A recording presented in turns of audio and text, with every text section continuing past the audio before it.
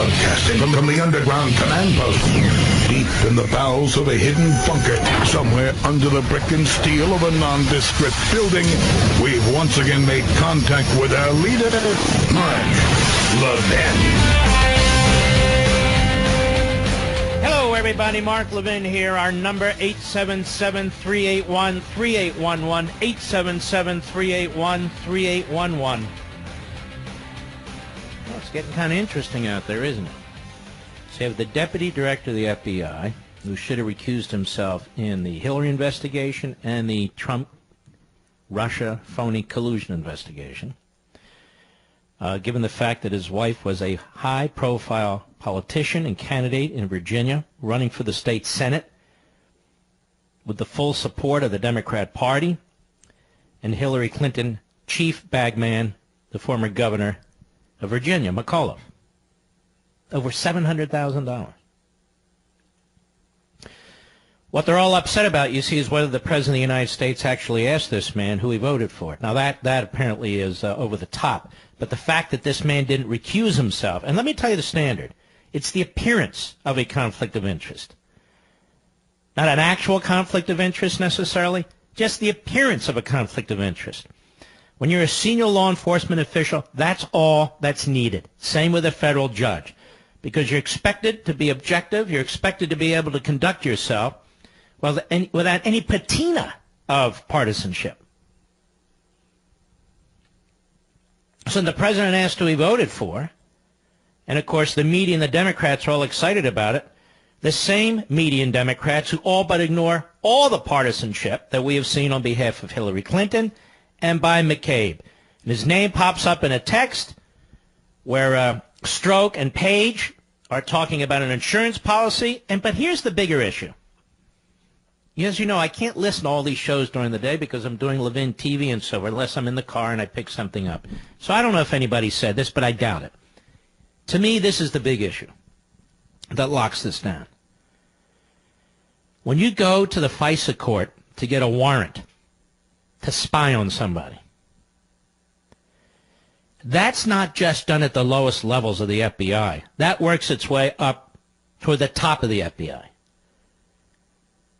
The FBI director and certainly the deputy FBI director. The deputy FBI director is a career civil servant.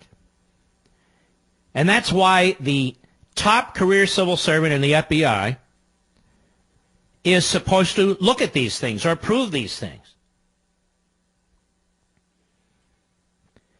The issue then is, what was in that FISA application? You know, I keep coming back to this. I brought it up a year ago, and I'm going to keep bringing it up. What was in that FISA application? And it's my understanding, I believe, that members of the House Intelligence Committee, among others, have seen it or seen parts of it. McCabe would have signed off of that. If not, I'd be shocked. Particularly in a high-profile case that involves somebody in Trump world. You understand that probable cause in a counterintelligence investigation is different than in a criminal investigation. It's not probable cause that a crime was committed and so forth. It's probable cause that fill-in-the-blank is a foreign agent. And more than a foreign agent, it's that fill-in-the-blank is a foreign agent working for a foreign government. Actively, affirmatively. Now, on what basis? On what conceivable basis would they be able to not just apply for, but secure from a federal judge a warrant that somebody in Trump world was a foreign Russian agent working for Vladimir Putin and his government? I suppose it's conceivable. But to persuade a federal secret court to issue a warrant under those circumstances is really quite remarkable to me. That's where the dossier comes in. That's why this is so important. Because I suspect without that, they wouldn't have gotten their warrant. And that's why I've been saying now, month after month after month, that dossier had to have been used. Look, if I'm wrong, I'm wrong. I don't have the facts. We're trying to get all the information. But I'm putting one and one together and coming up with two. I've been right so far, right?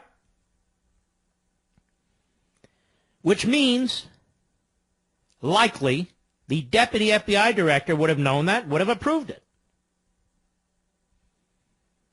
I don't even know if this 4-page memo that's been talked about now for a few weeks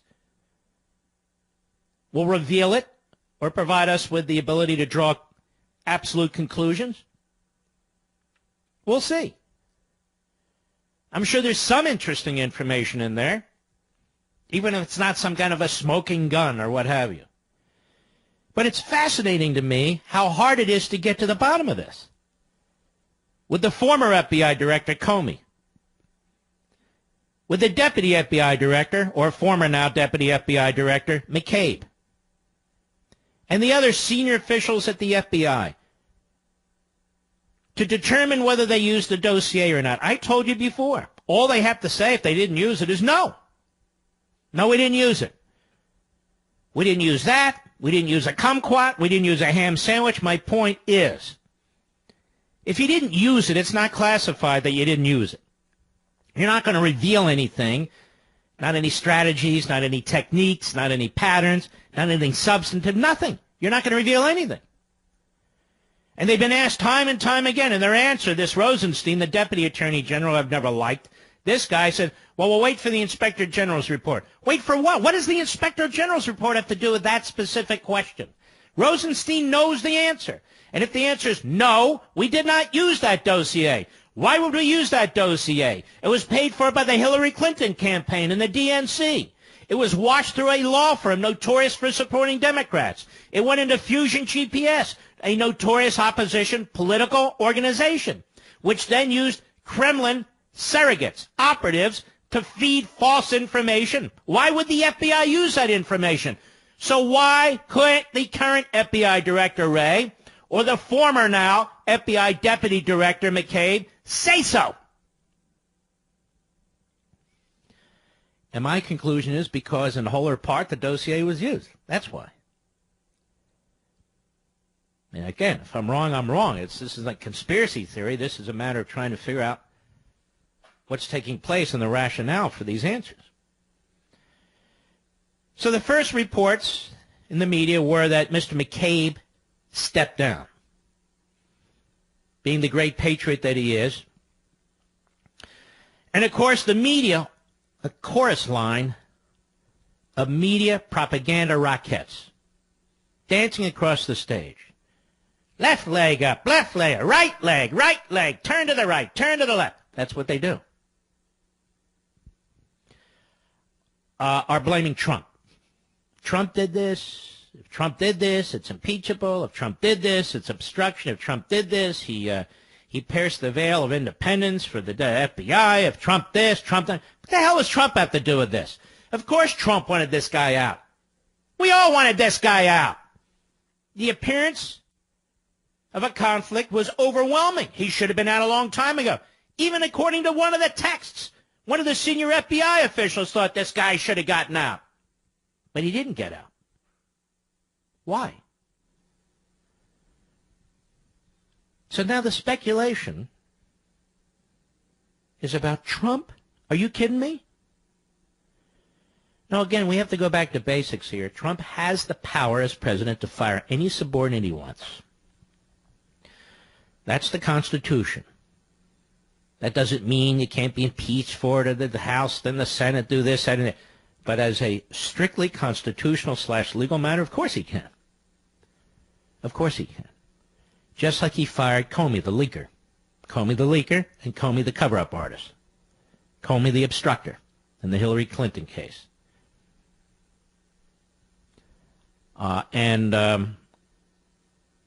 We'll see what the memo says. You know, there's two things about this memo, too. On the one hand, the Democrats are already spinning it. Whatever's in there is not important. Whatever's in there is a distraction. Whatever in there is a cover-up. Whatever in there is the Republicans undermining the FBI. Whatever. Got it. Okay. Democrats, media, that's their position. Others are saying stuff like, this better be a killer, the way it's been sold. See, I don't view things that way. We'll look at the memo. We'll draw our own conclusions. I don't really care what politicians say. They're not the ones that matter, in my view. We'll look at this memo, which has been put together by Nunes and Gowdy, see what it has to say, and put the pieces back together. We've already, look how much information we've gotten, despite the obstruction from the FBI and the obstruction from the news media. Most of the news media in this country, as a matter of fact, the overwhelming majority of the news media in this country, have had zero interest in determining the extent to which the FBI has abused power. They've had zero interest in Mr. Comey's leaking. They've had zero interest in the head of counterintelligence and his girlfriend and their texts. As a matter of fact, the opposite. They were furious with the FBI for releasing them. They're furious with Nunes and Gowdy on this memo for urging that it be released. As a matter of fact, this fraud, this phony moderate senator from West Virginia, Manchin, there he was on Meet the Press attacking Nunes and the House Intelligence Committee, how they've done a great disservice to America. This guy, Manchin, they haven't done a damn thing in the United States Senate. Can anybody tell me one thing this jerk has done? And everybody sits around wait, what's Manchin going to do? We're going to get the Manchin vote? Screw Manchin. Or Susan Collins, you bet we should pass a law to protect Mueller. You idiot. You're going to pass a law to protect Mueller? As I went through the other day. Does she even know how laws are passed? Let's see. The House and the Senate pass a bill. It goes to the president, and he signs it. That's how you get a law. Why the hell would Trump sign this? First of all, it undermines the Constitution. It undermines future presidents. And why would he tie his own hands, even though he shouldn't fire the guy for political reasons? But there's Susan. Oh, a moderate. No, she's not. She's a left-wing kook. No, you don't understand. She's a moderate. She works with the Democrats. All right, I'll be right back. Mark Levin.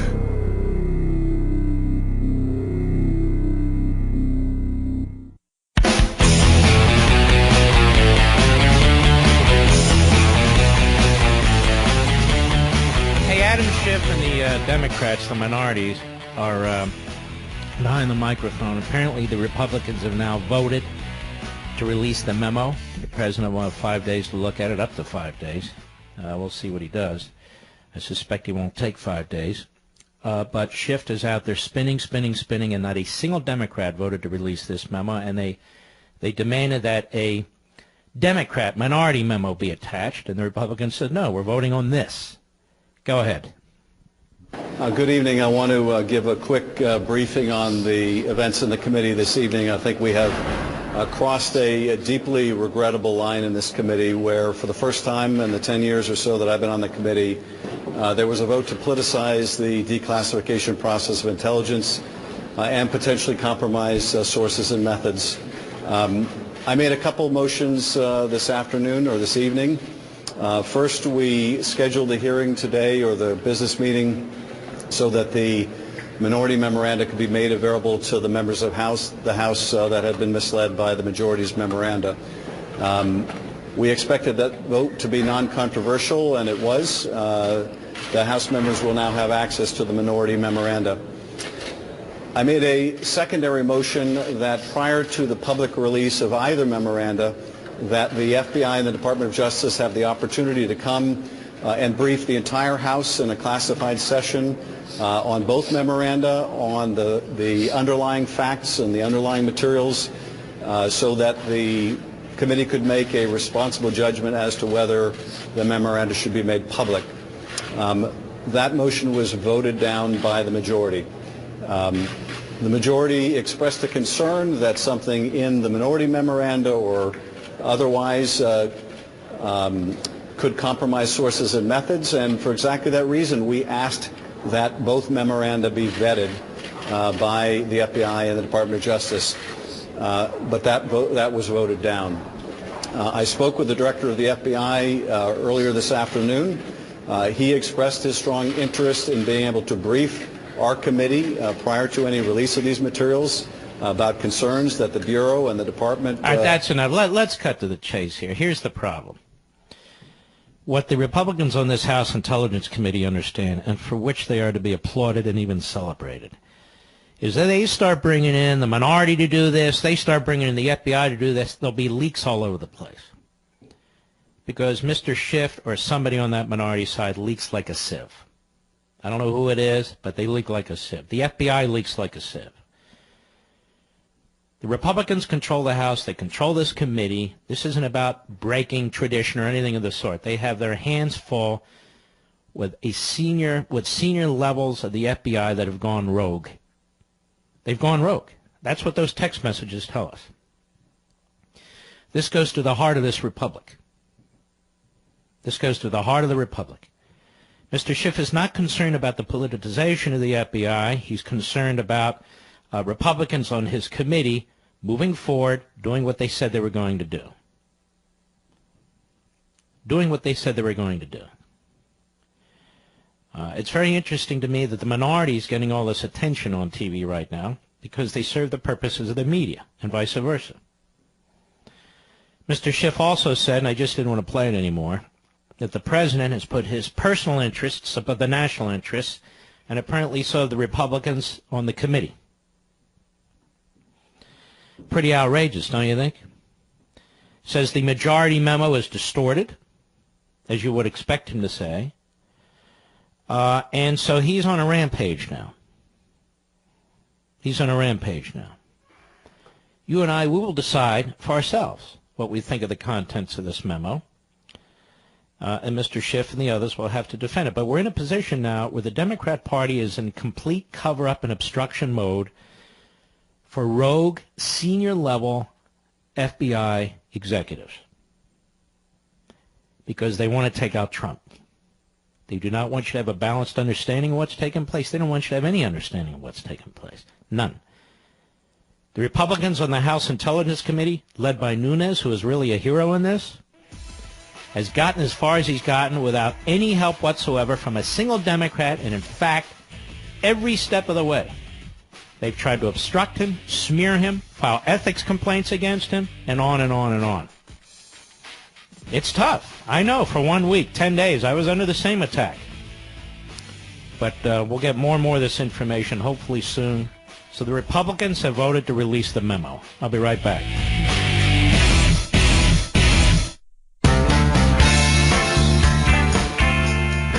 Mark Levin, America's Tyranny Hunter. Call in now, 877-381-3811. Let me make this as simple as I know so even Brian Stelter at CNN can understand it.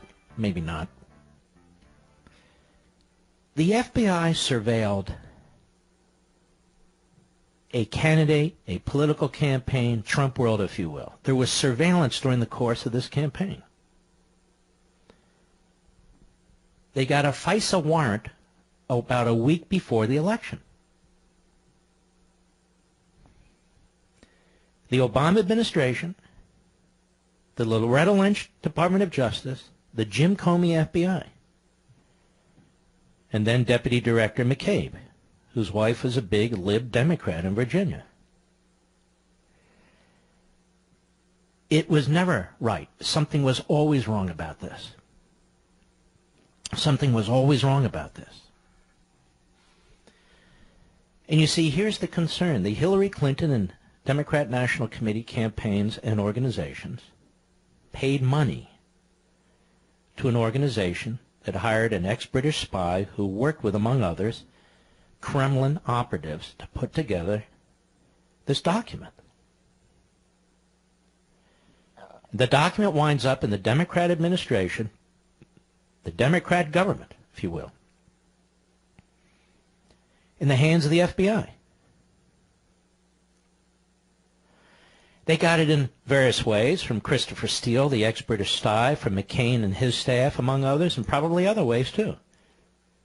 This document was being pushed out. It was being circulated within the media.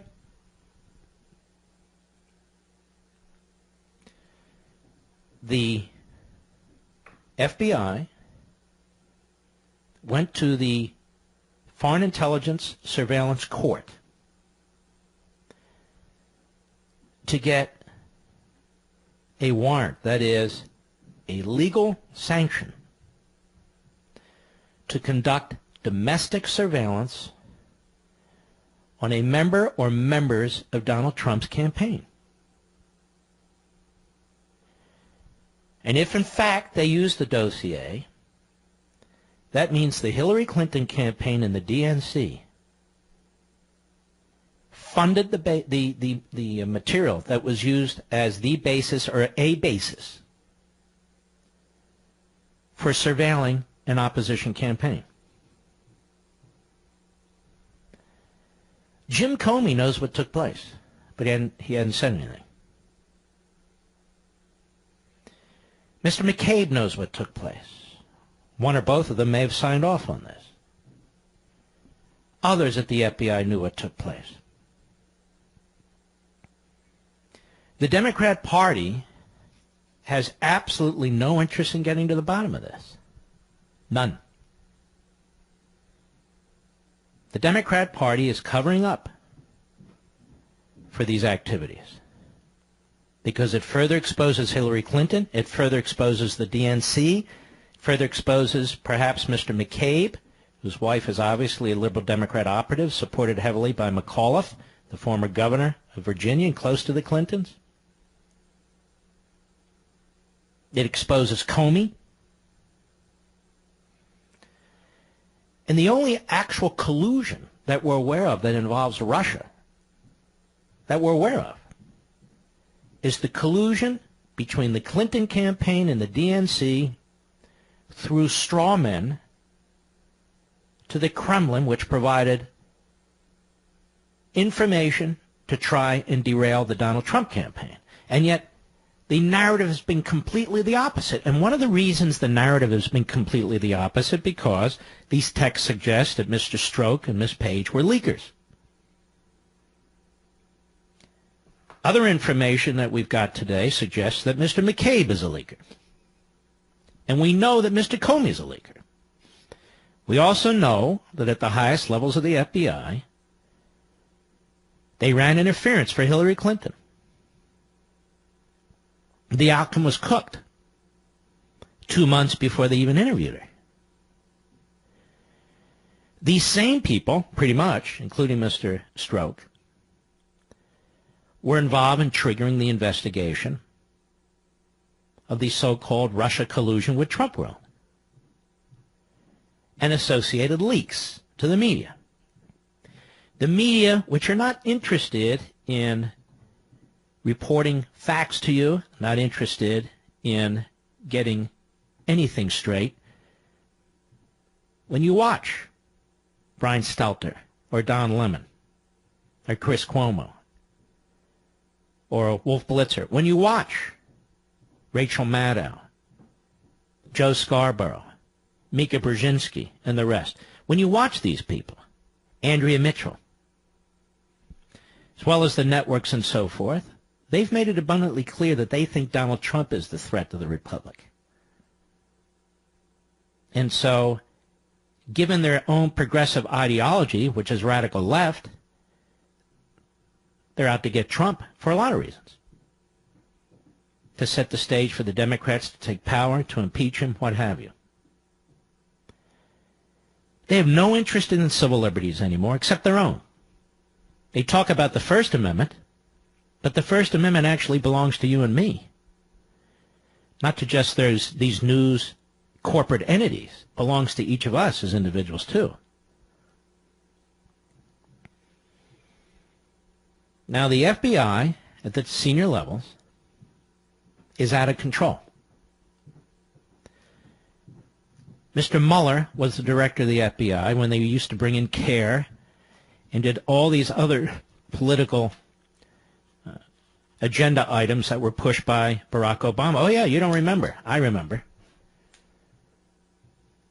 Where he was changing the language at the FBI, changing the focus of the FBI, making it more, of course, socially responsible. Much of the problems at the FBI really were created by Mr. Mueller, followed by Mr. Comey. So this is a very, very big deal. And the Democrats are throwing as much mud against the wall as they possibly can on process, on votes of the committee, on red lines being drawn, and they're getting a lot of help from Republicans in the Senate, I'm sad to say. If we get to the bottom of all this, it'll be thanks to the House Intelligence Committee, especially Chairman Nunes and several others. Jordan, Gohmert, DeSantis, etc. And I must remind you that the people on this committee are not all conservatives on the Republican side. And many of them are former prosecutors at the federal state level. Some have been judges. So they try and dismiss this committee and dismiss the Republican majority. Now, as for sharing this information with the FBI, the fact of the matter is it's the FBI that's under investigation at the most senior levels. It's the FBI that's under investigation. It is the Democrat Party that's running interference, not because they like the FBI, they hate the FBI, but they like their top guys at the FBI, and they like what they tried to do to Trump. And their mission is to get Trump. Not to fix the FBI, not to expose their own guys at the FBI, certainly not to follow the trail to the Hillary Clinton campaign and the DNC. That's their mission. Adam Schiff is essentially the Democrat Party campaign chairman dressed up as the ranking Democrat on the House Intelligence Committee. Now, there is a reason Mr. McCabe, now the former deputy director of the FBI, left really just a month or so before he had announced he was going to leave. It's not because Donald Trump couldn't stand the guy and was tweeting about the guy. That actually happened some time ago, weeks ago.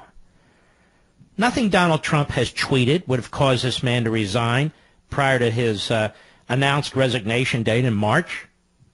I mean, hell, it's the end of January. Nothing Donald Trump did or the White House did triggered any of this. So as a, again, logical, rational matter, it has to be something that Mr. McCabe had done. Did he sign off on that FISA application? Did that FISA application include the Hillary Clinton DNC-funded dossier? And if it did, as I suspect it did, but if it did, we now have one of the greatest scandals in American electoral history, regardless of what the media say or the Democrats say. That you actually have the Obama administration surveilling the campaign of the opposition party running against his endorsed candidate and the Democrat Party's candidate, Hillary Clinton. That is a spectacular failure. A spectacular failure of the FISA court process. That is a spectacular act of tyranny by certain people at the senior levels of our government. And as Harry Truman said, the buck stops with Barack Obama. It stops with the president. The next series of issues that need to be explored, and I keep talking about this too, is how much of this information was known by the White House. We know that Mr. Comey liked to brief the White House. He liked to go to the White House. We know that Valerie Jarrett liked to claim that she knew everything that was going on in every department and agency, and everybody had to go through her. We know that Susan Rice was an activist as ambassador to the UN and as the national security director to the President of the United States. Absolutely wrong position for a political hack like her. And then her deputy was even worse, Ben Rhodes, who bragged about misleading the media and the American people in the Iran deal. One of the greatest portrayals of America as applies to foreign policy that I have ever heard of, have ever read of. And we now know, thanks to Josh Meyer at Politico and two spectacular articles, what exactly Obama and Kerry and the others did to sell out our country. You may find this all rather hard to digest. I want to remind you this is the same administration that unleashed the FBI on the Fox News Channel's reporter, James Rosen, that unleashed the FBI on the Associated Press. That, in fact, conducted more surveillance of the media than any prior administration to our knowledge. This is the same administration, as the great reporting by John Sullivan pointed out, that did more unmasking of individuals, including Americans, during the course of their surveillance activity than any prior administration, as far as we know. Unmasking meaning revealing the names of individuals, their identity, who are innocent and caught in these federal surveillance activities, such as, say, if you're wiretapping the Russian embassy and the ambassador gets on and he's speaking to an American. We still haven't gotten to the bottom of that. We still have not gotten to the bottom of that. There's two things here. Number one is this is an incredibly dark part of our history that is now unfolding before you. You're learning about it before it's in the history books. And on the other hand, it's nice to know there's still some courageous men and women with integrity, like Devin Nunes, among others, DeSantis, again, among others, who are dogged and who insist on getting to the bottom of this. I'll be right back. Mark Levin.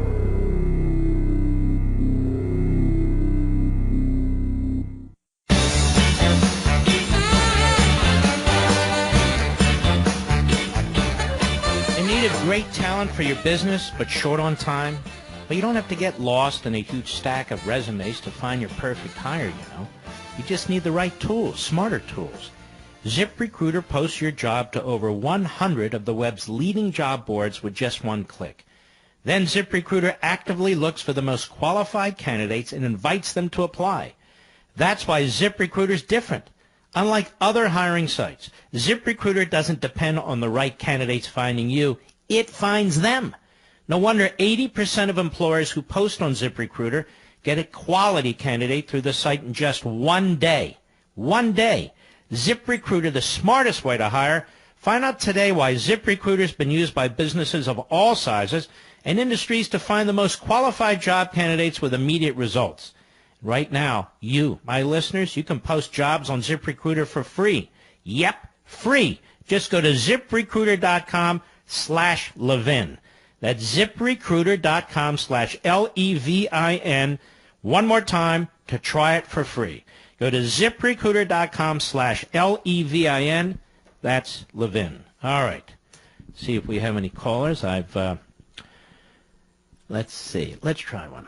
How about Davis, Philadelphia, Pennsylvania, Sirius Satellite. How are you? I'm fine, sir. Can you hear me? I agree yes, with we're good.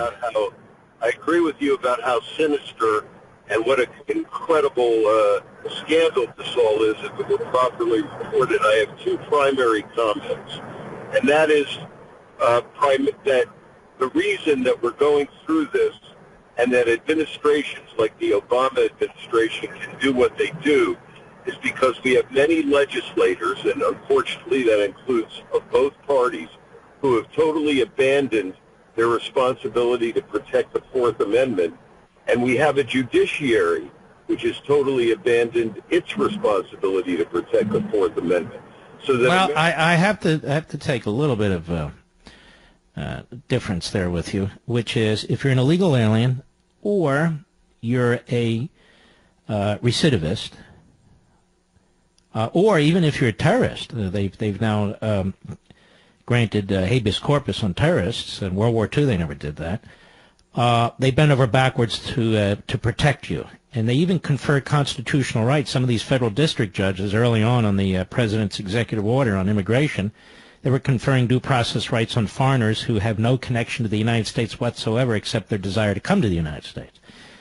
So you're talking about the American citizen, and in that you make a good point. Go ahead.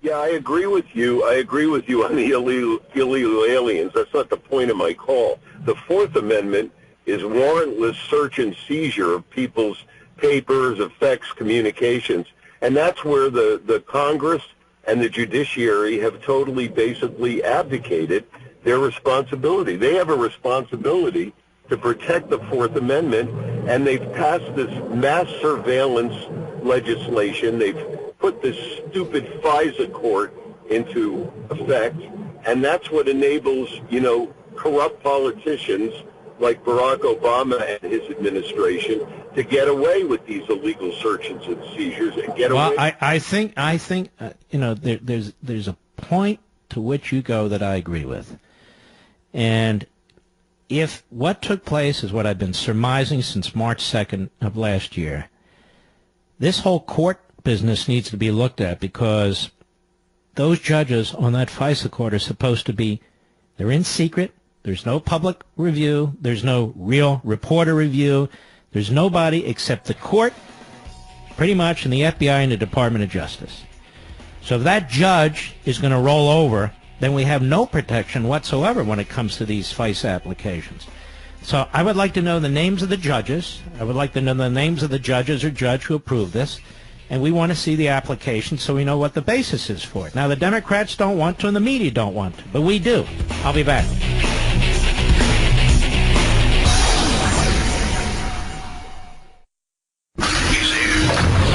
He's here.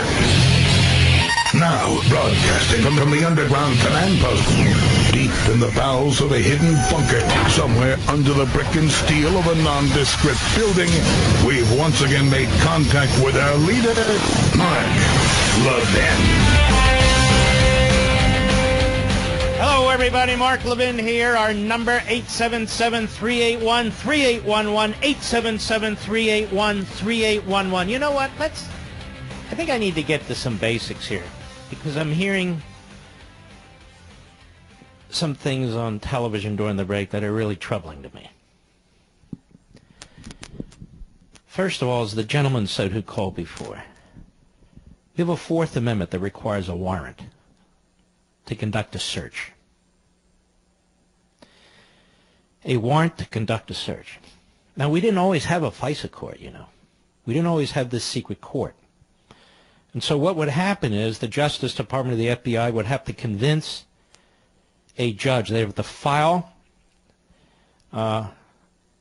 with a federal judge, a regular federal judge, and they would file their document in secret protective order and other kinds of coverage, and the judge would look at it and have to make a decision about whether or not it should be public, because you need to understand that only in exceptional cases are these things supposed to be secret, including cases that involve the potential release of classified information that might harm our national security.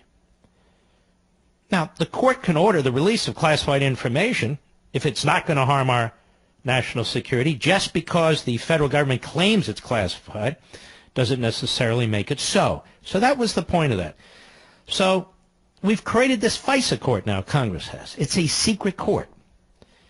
Given the ubiquitous nature of terrorism and the Chinese and the Russians trying to steal our secrets and so forth, and the court exists not in the case of criminal investigations, but in the case of counterintelligence investigations, okay? Counterintelligence. Because in the case of criminal investigations, they're still required, except for some tiny fraction of matters, they're still required to be public. And the whole point of the Fourth Amendment is so the government, the federal government, doesn't abuse its powers vis-a-vis the individual. Vis-a-vis the individual. And the framers of the Constitution experienced this kind of abuse from the Crown, the Brits. And so they enshrine this in the first set of amendments, the Bill of Rights, that were proposed by the first Congress after the adoption and ratification of the basic Constitution. So now we move to today. I keep hearing this is raw intelligence. What's raw intelligence? Raw classified information? What's raw classified information? You're talking about a majority of Republicans on the House Intelligence Committee of different philosophical leanings, some more conservative than others, some rhinos, some with a prosecutorial background, some not. To a man and a woman, they voted to release this report. So I ask you a question. Do you think any of them would have voted to release this 4-page memo if they actually thought the information contained in that memo would harm our national security? On the contrary, I think they've reached a conclusion, and they rarely ever agree with each other. I think they've reached the conclusion that not to release this information will harm our national security going in the future. To not release this information will harm our intelligence activities in the future. To not release this information will have given cover to behavior, either institutional or by individuals, that is unacceptable in a republic. We should be thanking them, whatever the memo says, whether it's some blockbuster memo or not. The rule is the rule. The principle is the principle. They call this the FISA abuse memo. On March 2nd, when I took to the airways behind this very same microphone and spoke to so many of you, I was told, I was attacked by CNN, being told, how do I even know there was a FISA warrant issued? Now we're at the point of a FISA abuse memo. So you can't rely on CNN or MSNBC or any of these news outlets to tell you the truth or even try to get to the truth. This guy McCabe all of a sudden decides to get out. He announced he was going to get out in March. All of a sudden today, after his new boss, the FBI Director Wray, looks at the memo apparently yesterday, he's out today, and they're blaming Trump for tweets he put out in December. Well, if Mr. McCabe was so thin-skinned as a big, tough deputy director of the FBI, where he couldn't take Donald Trump, why didn't he resign earlier? This has nothing to do with Donald Trump or his tweets. And if they did, it wouldn't matter. But they didn't. Something else took place. And if Mr. McCabe resigned for reasons relating to that FISA application, what does it say about Mr. Comey? I'm just throwing the questions out. We're going to find out soon enough. I have a great concern. I will not be here Thursday or Friday. It's all good, but I just won't be here. That this damn thing's going to be released on Thursday or Friday when I'm not around to dissect it. That would be a terrible shame. But that's just me. So let's hope it comes out Tuesday or Wednesday. President doesn't have to wait 5 days, you know. But isn't it interesting to you that the people who are trying to get to the bottom of this, the people who have shown throughout their careers that they are earnest, that they are studious, people have shown throughout their careers, I'm talking about these Republicans on this committee, that they're not extremists, that they're thoughtful, all of a sudden they're right-wingers and they're partisan and they're more than excited about releasing classified information. We know that's not true, and yet, let me ask you this question. The same newspaper that published the Pentagon Papers, the same newspaper that publishes national security secrets as fast as it can get them, the New York Times, is suddenly concerned about classified information. Isn't that interesting, Mr. Producer?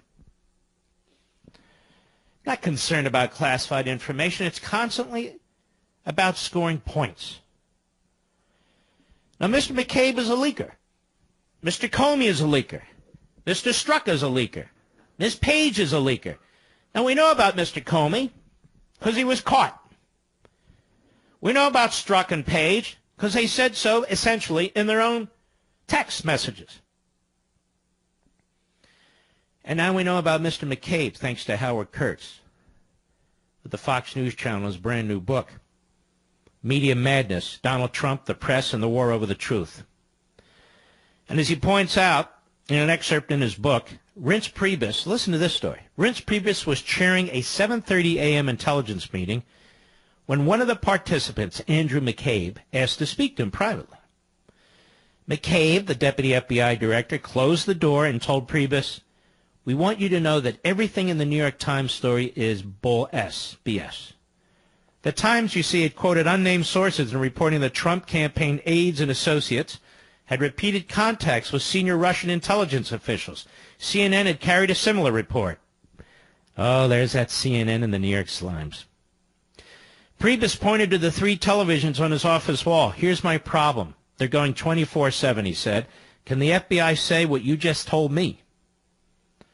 McCabe said he would have to check. Priebus thought he might come out of this a freaking hero. A few hours later, McCabe told him the Bureau couldn't start the practice of commenting on newspaper stories or it would never end.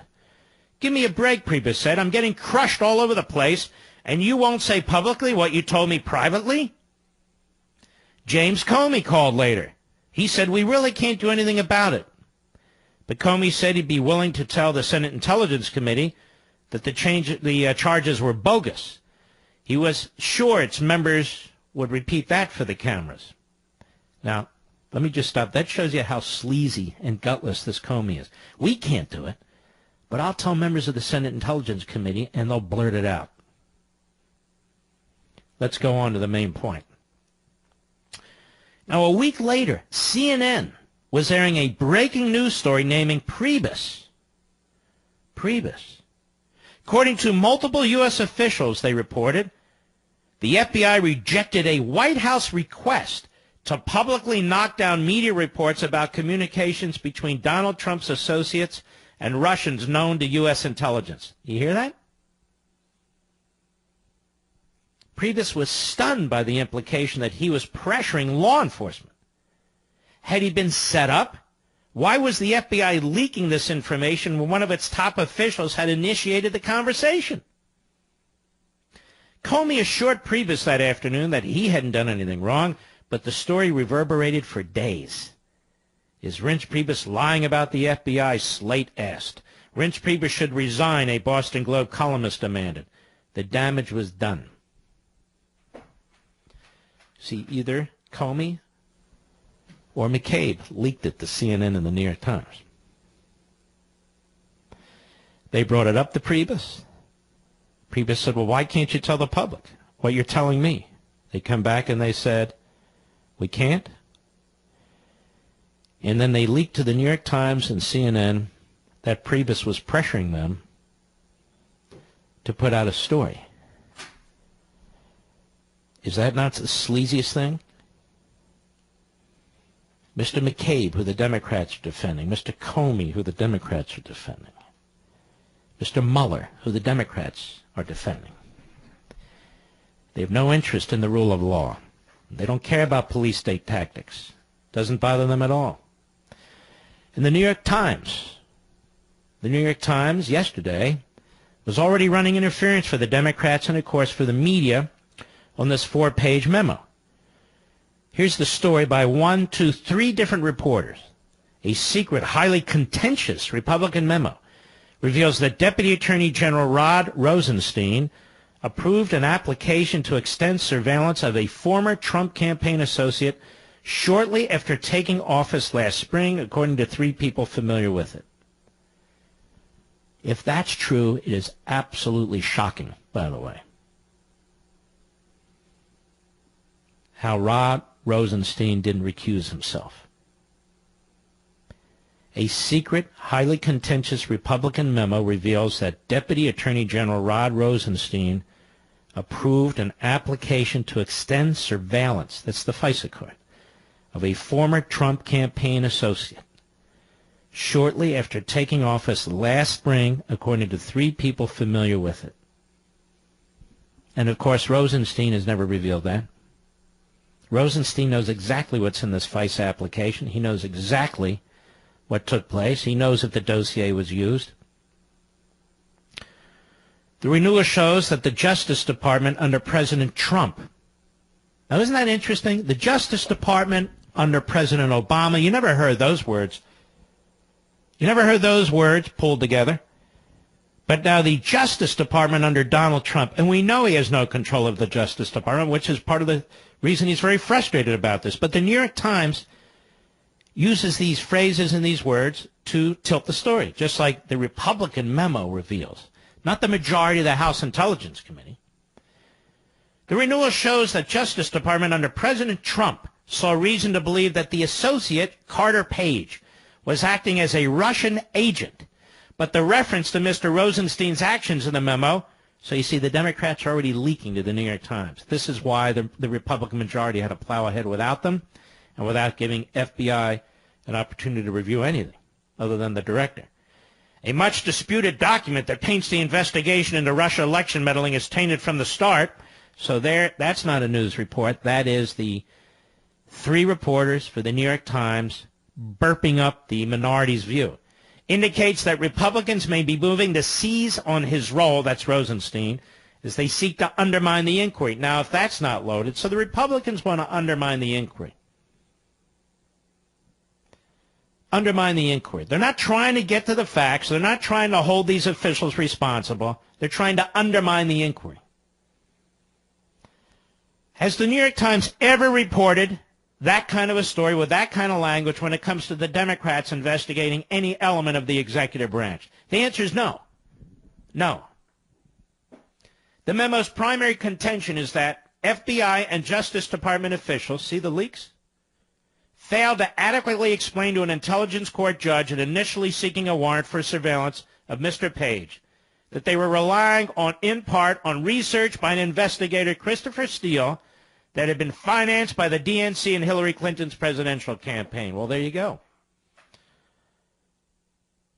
This is why the assault, not just on Nunes now, but the House Intelligence Committee Republicans.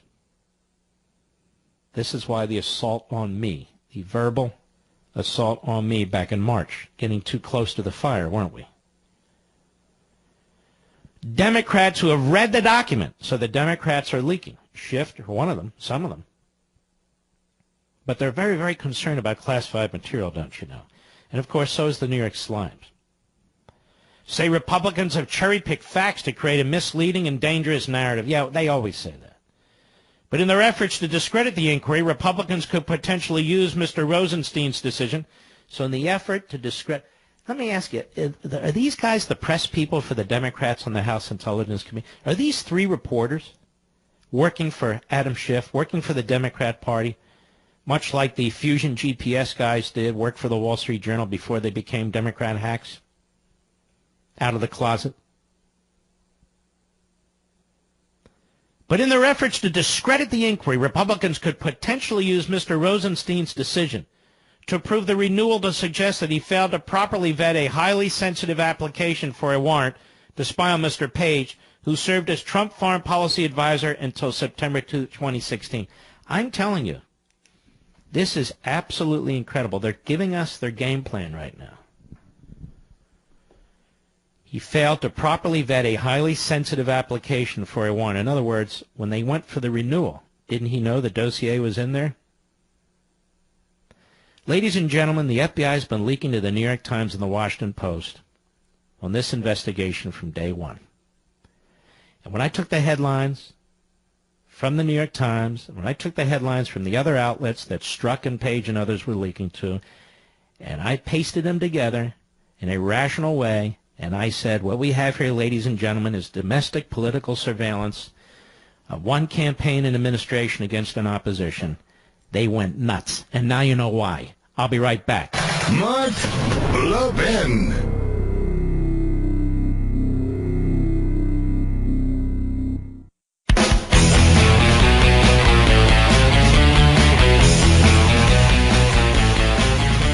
This is very, very serious business, and I would commend to you the New York Times piece from yesterday. If you read it with the understanding that we've just discussed, with the proper mindset, you will see that they are laying out the leaks from the Democrats, where the New York Times and the Democrats are going with this. You will also realize that the New York Times, among other media outlets, are protecting their sources, and the sources are top FBI officials. which is probably one of the reasons they're not really digging into this, because they already have answers. They already know the answers. So what they're going to do is participate in serving as Democrat Party surrogates and smearing those who put this together. If I had told you a year ago that the Democrats and the FBI were using FISA to conduct domestic surveillance of an opposition campaign, you would have thought I was nuts, right? And yet that's exactly what I told you. We'll be right back.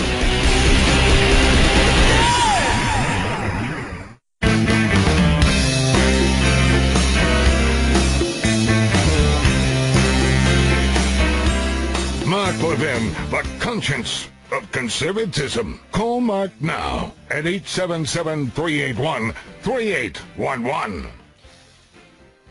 You know, what's fascinating about this New York Times piece is it's basically a brief against Trump, and a brief for the leakers at the FBI, the sources for the New York Times. And these reporters know exactly what's going on. But then they bring up and regurgitate this stuff about how Trump was mistrustful of Mr. Rosenstein, and for good reason. How Trump had wanted to remove Mueller, true or not, you can certainly understand it. Ladies and gentlemen, what's going on here is there is a coup attempt taking place. Not of the old third world kind and so forth, but through the senior level of law enforcement, some of the highest levels in the intelligence agencies, by the Democrat Party and the media. They want him out. They talk about the 25th Amendment. They talk about impeachment. They talk openly about it. They have been tagging him with obstruction of justice since day one for carrying out his presidential duties, which can't be obstruction of justice. They're thrilled about a special counsel who's hired nothing but left-wing activists, one in particular, this guy Andrew Weissman, who's been admonished by courts in the past and reversed by the Supreme Court on 9-0. Why would a guy like Mueller pick him? Why would a guy like Mueller be friends with Comey? Why would a guy like Mueller conduct himself the way he did in the Uranium One matter? The president sees this stuff. He's no fool. And he's trying to figure out how to deal with it. And he's being told, you can't fire this guy, you can't fire this guy, you'll be impeached. You got Susan Collins and Lindsey Graham saying we ought to pass a statute to protect Mueller. You have the media and the Democrats and some Senate Republicans covering up for the senior levels of the FBI, telling us that if you actually expose what's going on, that somehow you're attacking the men and women who make up the FBI, the magnificent heroes that work there. So the president he's trying to figure out how to get out of this box. That's what he means when he says, when you fight back, they call it obstruction. In other words, when he points out this guy McCabe for what he is, when he points out the Strzok and Page for what he reads and what he sees and what they are, when he points out Comey, fires Comey, the leaker, when he says, I'm troubled by this guy Rosenstein, he is actually voicing everything we're thinking and watching too. And yet, here we have the New York Times. This is a great piece, not because of its journalistic integrity, because these clowns exposed themselves. Secret memo hints at a new Republican target, Rod Rosenstein. So the New York Times is protecting its sources, the leakers, out of the FBI and the Justice Department. And even if the individuals aren't leakers, they're people who support, defend, and advance the leakers. The New York Times is already positioning the controversial Republican, the contentious Republican memo. They're already positioning. They could care less about civil liberties or the Fourth Amendment, as the gentleman who called rightly brought up. They could care less about corruption at the highest levels. They're on the same team here. The same team, which is to drive Trump from office, to drive the Democrats back into office, and to advance their progressive agenda. The New York Times isn't to be trusted. The New York Times, and I've said it many times, in the teeth of the Holocaust, refused to report in any significant way on the Holocaust. How do we know it? Because they've admonished themselves decades later. Oh, we should have. Woe is me. We should have. Hey, a little late for those 6 million Jews. And this is a newspaper owned and operated at the time by a Jewish family, two Jewish families. But why are they to be trusted now? Why is this the paper of record? It's the paper that every bird cage should be lined with. It's the paper that every fish should be wrapped in.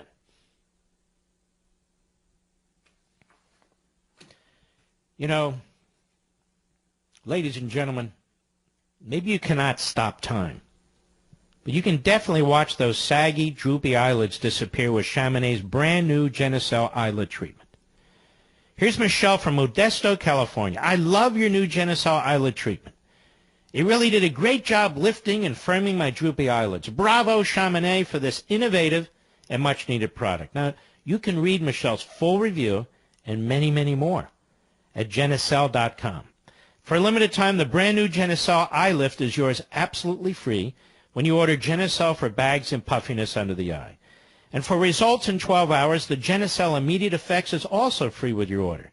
Go to Genucel.com right now for extra saving coupons, or call 800-SKIN-604, 800-SKIN-604, and for the first time ever, Chamonix is offering free 3-day shipping and free returns on Genucel.com. And for a new year out without bags, puffiness, or droopy eyelids, go to 800-SKIN-604. Give us a call, 800-SKIN-604. That's 800-SKIN-604. Very simple toll-free number. It's the easiest way to get to them. Easiest way to get to them. This New York Times piece goes into the criticism that the president has had for a number of these people, and the warnings the Republicans have had, the extraordinary recklessness of what they're doing. Why would the New York Times care? The New York Times history is filled with extraordinary recklessness. The New York Times history is filled with reporting classified information. Again, the Pentagon Papers, but many more examples. And same with the Washington Post. The Washington Post had Deep Throat. Deep Throat was the deputy director of the FBI. Imagine that. Isn't that ironic? He was the deputy director of the FBI in charge of the Watergate investigation. And he was leaking the information to Woodward and Bernstein. It's not that they were great reporters. They were great stenographers. They couldn't believe their bum luck. The deputy director of the FBI is handing them every fact about the investigation, front page, Pulitzer Prizes, and this prize, that prize, bonuses, everything. Same thing's going on here. Ladies and gentlemen, they concocted an investigation against the Trump campaign and the Trump transition. They manufactured one.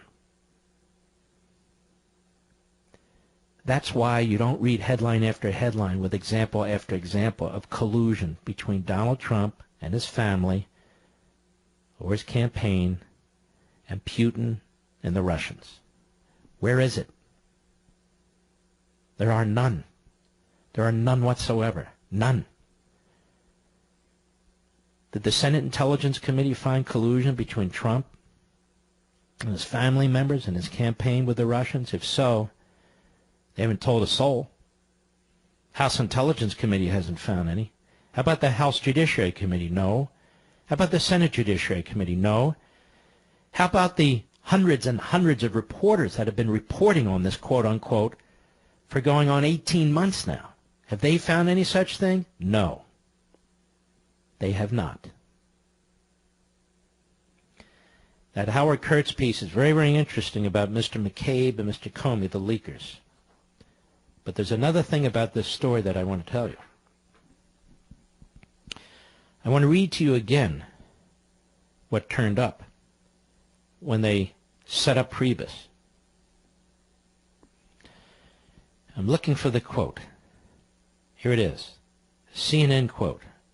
Quote, according to multiple U.S. officials, said the CNN, the FBI rejected a White House request to publicly knock down media reports about communications between Donald Trump's associates and Russians known to U.S. intelligence.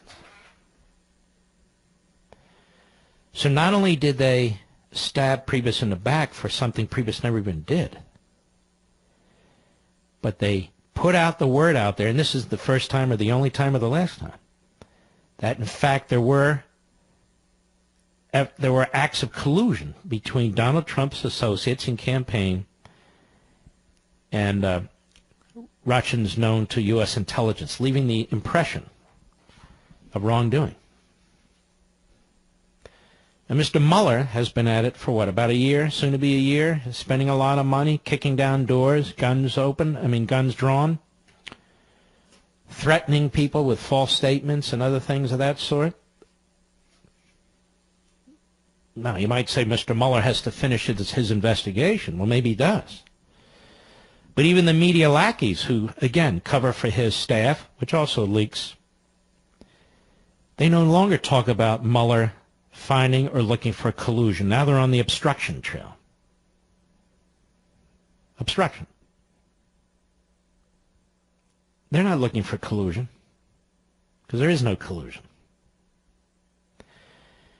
And if Deputy Attorney General Rosenstein did in fact approve the extension of this illegitimate warrant based on an illegitimate application, look at it this way. Essentially a FISA application paid for by the Hillary campaign and the Democrat National Committee. That's really what we're talking about. Well then, Mr. Rosenstein does have a lot to answer for, even though the New York Times immediately runs to his defense, which suggests that he has a cozy relationship with the New York Times. Notice there's only certain Trump officials in the administration that the New York Times attacks, only certain officials that the Washington Post attacks. Let me tell you something. When they don't attack certain officials, it's either because they agree with their policies or they're leakers, and they protect them. When they go after somebody with both guns blazing, it's either they disagree with their policies or they refuse to leak. It's really quite that simple. Let's go to an opposition fellow. Vincent, Sacramento, California, Sirius Satellite. Go. Thank you, my call. First of all, I'd like to laud the FBI investigative team for the efforts in on this investigation, and also. So who is in the investigative team? Well, the Mueller team. Okay, he's not the FBI investigative team. He's a special counsel. If they're inconsistent, aside from backlash, they will come out flying colors. Who will come out in flying colors?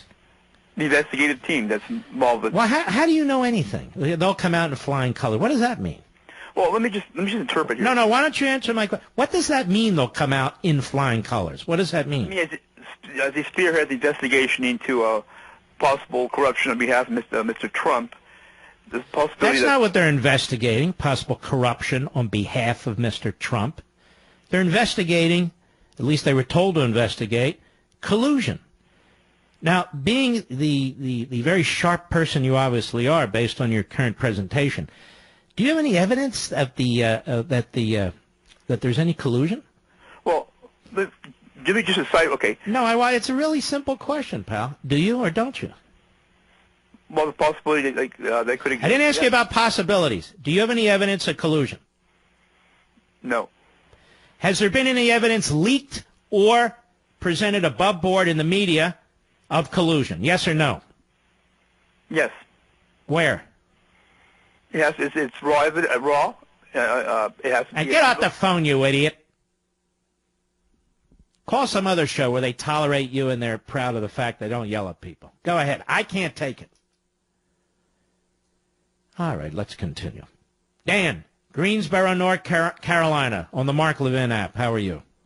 Yes, sir, doing well. First off, Mark, appreciate everything you do. I was telling your screener, I'm a veteran law enforcement officer of over 30 years. Most of it has been in federal law enforcement.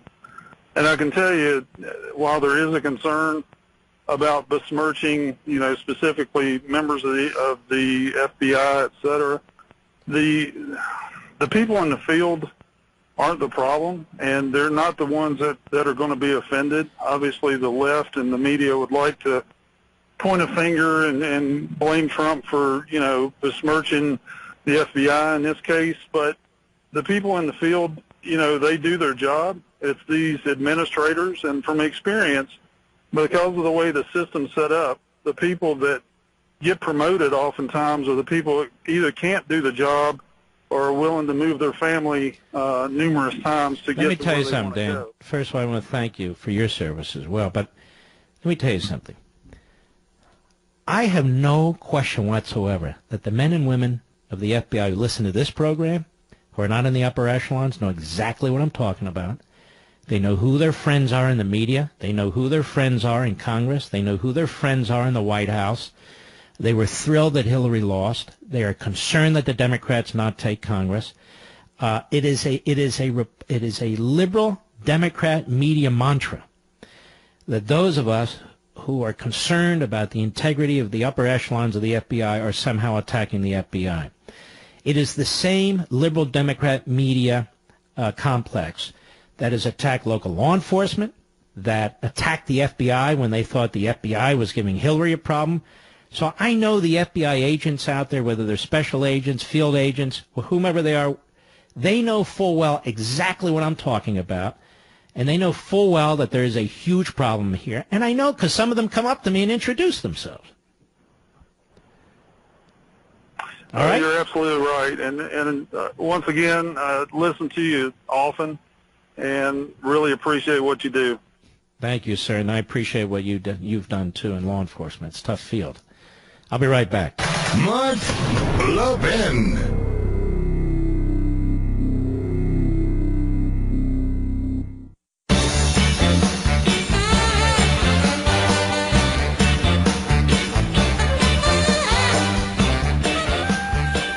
All right.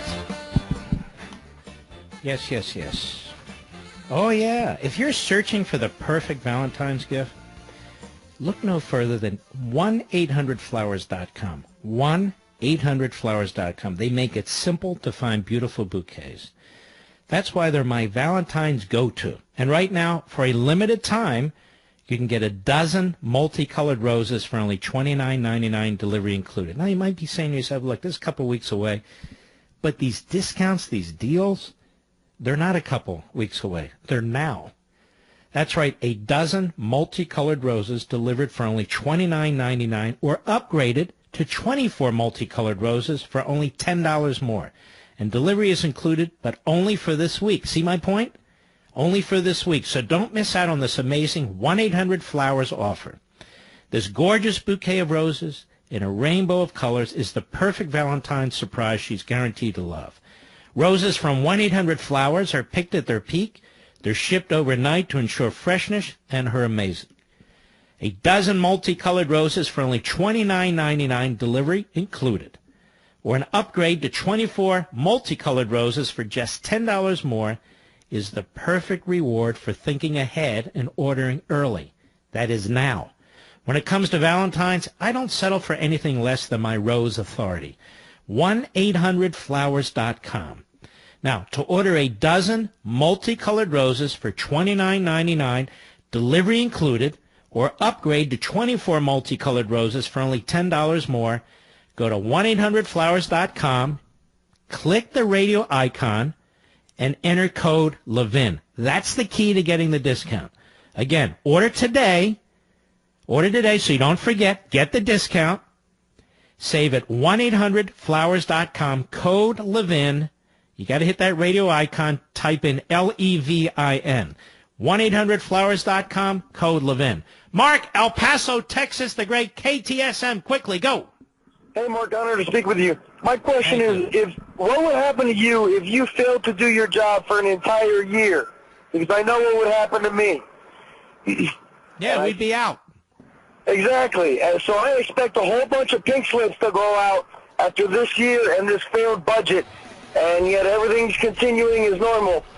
They get a year to pass the budget, and they took 1 year and 1 day. Let me tell you something. Do you know how many people get fired, local, state, and federal employees? You know how many people get fired a year? Exactly. Probably count them on one hand. All right, my friend, I appreciate your call. I shall return.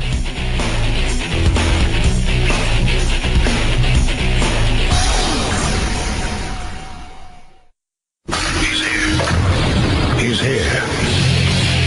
Now broadcasting Broadcasting from the underground command post, deep in the bowels of a hidden bunker, somewhere under the brick and steel of a nondescript building, we've once again made contact with our leader, Mark Levin. Hello, everybody. Mark Levin here. Our number, 877-381-3811, 877-381-3811. You know, sadly, 3 hours is never enough. Certainly not for me as I walk through these things. We're not abandoning this issue by any means since we helped ignite it. We are going to add another matter that is of profound import to our conversation tonight. That's this matter of immigration.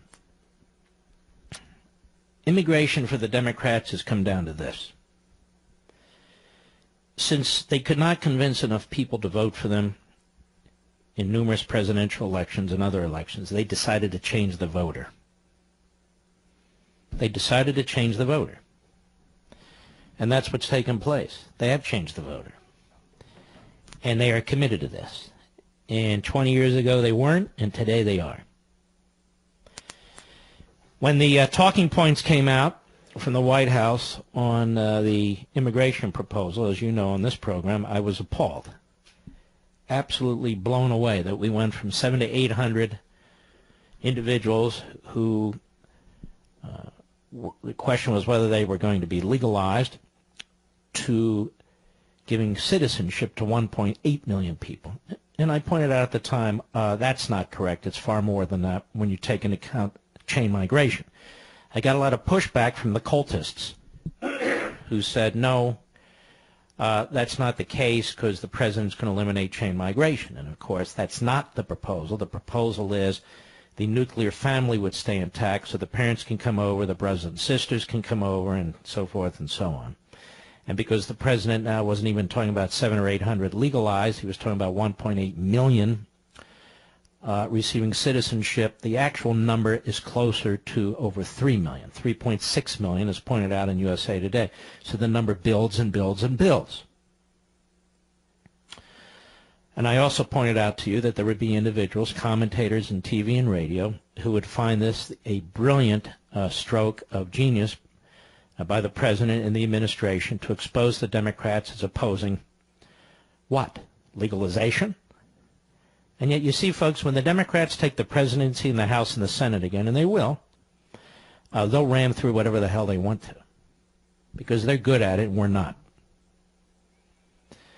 Even the Washington Post, by accident, revealed the 11 million figure. I hadn't read this editorial, but over at Hot Air they did, and they pointed this out very, very early this morning so all the other talk shows could pick up on it and pretend they saw it. And here's what they wrote. President Trump has laid out a framework for immigration reform. This is the Post. It can't be the final answer, but it contains the elements of an imaginable deal. Legislators who want to get to yes should seize on those elements and start working. Yeah, and why is that? One key to success between now and February 8, the deadline Congress has set for itself, is not to try to solve the entire immigration conundrum. A grand bargain is certainly imaginable at some point. Democrats would get legal status for the 11 million undocumented immigrants in the country in exchange for stricter limits on and some changes in the nature of immigration going forward. 11 million undocumented immigrants would get legal status. And for the Washington Post, that means eventually citizenship. 11 million. I think that's pretty damn close to the figure that I calculated, wasn't it, Mr. Producer? I said, let's be conservative, something to the effect, let's take 1.8 or 3 million and multiply whatever the figure was. I think we got 9, 10, or 11, 12 million, something like that. And they're right, and I'm right. So we're not talking any longer about children, not that we ever really were. We're talking about illegal aliens, almost all of them getting legal status, and the vast majority of them becoming citizens. I said 12 million. Mr. Producer went back. I said 12 million. Well, then the Washington Post is off by 1 million. 12 million. And you can kiss away the presidency virtually for all time, unless you get a Democrat running dressed up as a Republican. Because these numbers are just overwhelming. And, of course, the Washington Post and the Democrats want this number without securing the border. So the goal here for the progressives, whether they're dressed up as journalists or politicians or tenured professors, whatever they are, is to change the voter. Because they couldn't change our mind to vote for them. So the politicians are now changing the voter. They're changing the voting base. They're changing the population. They're changing the citizenry in order to accomplish what they want to accomplish, which, of course, turns the country inside out. This is quite shocking. And yet it's going on, it's going on. See, the Democrats picked a few states, and they did experiments. And they took the biggest state in the country, the most populous state, and quite frankly, the most important state. Look, I'm not in California, I'm in Virginia, but it is the most important state in terms of resources and population and this, that, and the other. Okay. Now, they took a state that elected Republican governor after Republican governor after Republican governor. A state that voted for Republicans for president, Republicans for president, Republicans for president, including George H.W. Bush, who won California, and turned it in 20 years or less into a state that Republicans cannot win an election statewide unless they throw some phony liberal actor up there. They cannot win an election statewide. It's a cakewalk for the Democrat nominee for any of the constitutional offices in that state. It's a cakewalk for their Senate candidates. I mean, they even ran that Rhino Whitman, a multi-billionaire who spent a fortune, and she got 44% of the vote. So the Democrats look at California and they say, hell, that's Ronald Reagan. He won the governorship twice. He won 2 presidential landslides there. He was even by his name and party affiliation to carry George H.W. Bush over. And now we've completely reversed course because of legal and illegal immigration. And you know who saw this? Pete Wilson saw this. And he got behind a proposition called Proposition 187. And he defended the hell out of it. And it actually passed. And a ACLU-related judge overturned most of the proposition. He saw it coming. They all saw it coming. And now California's a one-party state. It's a one-party state. You'll get 40, 44, 45% Republican, but that's pretty much as they can get out there. And I feel horrible. I've got a daughter, a son-in-law, 2 grandchildren, and a son all living out there. And I've told them to get the hell out of there.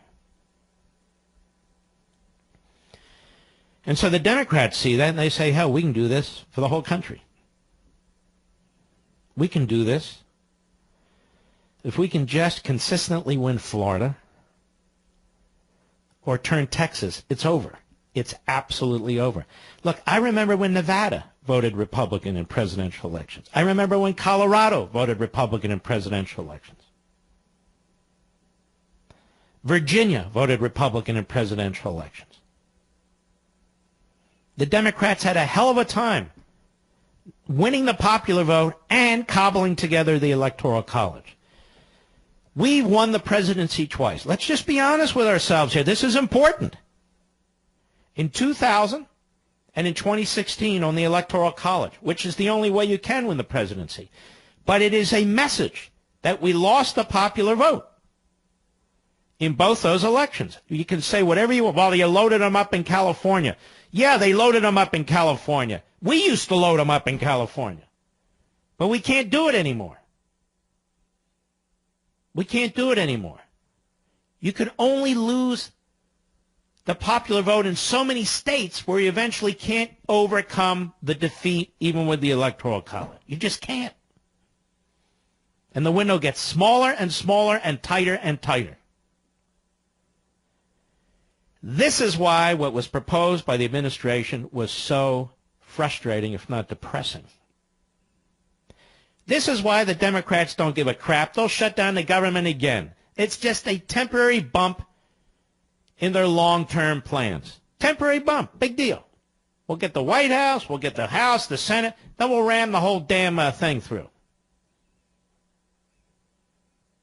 And the president is proposing what is effectively 11 million illegal aliens getting legalization, even worse, ultimately citizenship, with the promise of a border wall. But it's going to be hard money. We're going to set up a trust. Yeah, where's the Highway Trust Fund money? Gone. Where's the trust fund money in the two trusts and Social Security? Gone. Give me this trust fund crap like we're idiots. You get money for part of the wall in the first year. The Democrats take over. They kill the whole thing. How do we know this? Because that's what they keep doing. The idea that we're debating on whether to secure our southern border, why don't you secure the northern border? Why? Because the Canadians aren't rushing into